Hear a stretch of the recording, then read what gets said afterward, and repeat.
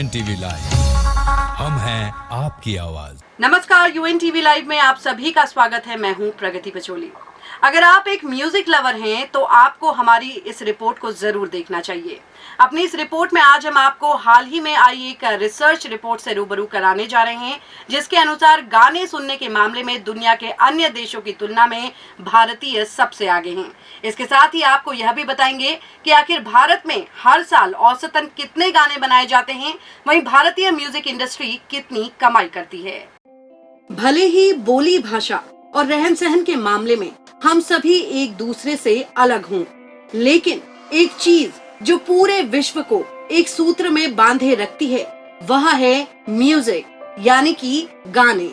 जी हाँ, गाने चाहे किसी भी भाषा में क्यों ना हो, भले ही वह हमें समझ भी आ रहे हो या फिर ना आ रहे हो, लेकिन गानों की एक खास बात यह होती है कि जब भी हम इन्हें सुनते हैं तो यह हमें मेंटली रिलैक्स करने का काम करते हैं। शायद यही वजह है कि चाहे हम खुश हों या फिर चाहे हमारा मन उदास हो, हम अक्सर खुद को रिलैक्स करने के लिए म्यूजिक का ही सहारा लेते हैं। अब बात म्यूजिक की हो रही है तो आपकी जानकारी के लिए यह भी बता दें कि भारतीय हर हफ्ते औसतन 25.7 घंटे गाने सुनते हैं, जबकि दुनिया का औसत 20 घंटे का है। यानी भारतीय दुनिया के मुकाबले हर हफ्ते 5 घंटे ज्यादा गाना सुनते हैं। इस तरह भारतीय गाने सुनने के मामले में विश्व के विभिन्न देशों के लोगों से सबसे आगे हैं। दरअसल इस बात का पता international federation of phonographic industry की ओर से हाल ही में भारत, चीन समेत 22 देशों के 34,000 लोगों पर एंगेजिंग विद म्यूजिक पर किए गए एक शोध में चला है। इस रिपोर्ट के मुताबिक भारत के 63% और दुनिया के 69% लोग यह मानते हैं कि गाने सुनने से मानसिक सेहत अच्छी रहती है।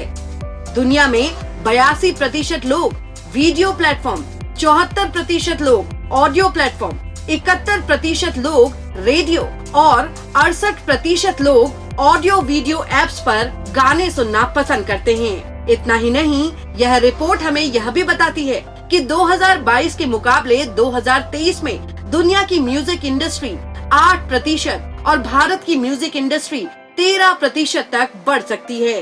भारतीय म्यूजिक इंडस्ट्री की ग्रोथ की बात कर ली जाए तो 2007 तक देश की म्यूजिक इंडस्ट्री की कमाई 740 करोड़ रुपए थी, लेकिन 2020 तक देश की म्यूजिक इंडस्ट्री की कमाई 1500 करोड़ रुपए तक पहुंच गई। इतना ही नहीं, स्टेटिस्टा की मई 2023 की रिपोर्ट तो यह कहती है कि 2025 तक भारतीय म्यूजिक इंडस्ट्री की कमाई 3300 करोड़ तक पहुंच जाएगी।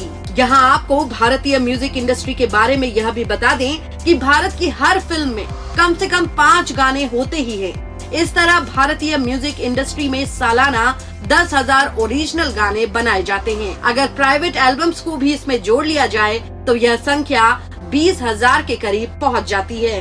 भारतीय म्यूजिक इंडस्ट्री से जुड़ी एक और खास बात आपको यह भी बताते हैं कि विश्व के गायकों में जिस गायक ने अपने सिंगिंग करियर में या फिर जीते जी सबसे अधिक गाने गाए हैं, वह और कोई नहीं बल्कि मशहूर भारतीय सिंगर लता मंगेशकर हैं। जी हाँ, अगर आप नहीं जानते तो आपको यह जानकर हैरानी होगी कि लता मंगेशकर ने अपने सिंगिंग करियर में 50,000 गाने गाए हैं। इन गानों से उन्हें रॉयल्टी के तौर पर हर महीने लगभग 40 लाख से 50 लाख रुपए तक मिलते थे, यानी कि सालाना करीब 6 करोड़ की वह कमाई करती थी।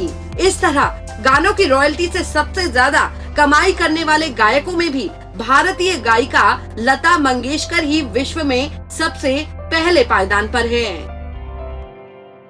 तो विश्व के अन्य देशों की तुलना में भारत में कितने लोग म्यूजिक सुनते हैं, यह तो अब आप जान ही चुके हैं। इसके साथ ही अपनी इस रिपोर्ट में हमने आपको यह भी बताया है कि भारतीय म्यूजिक इंडस्ट्री किस तेज रफ्तार के साथ लगातार ग्रो कर रही है।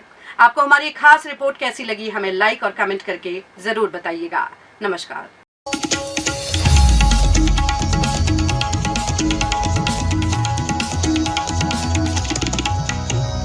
UNTV लाइव, हम हैं आपकी आवाज।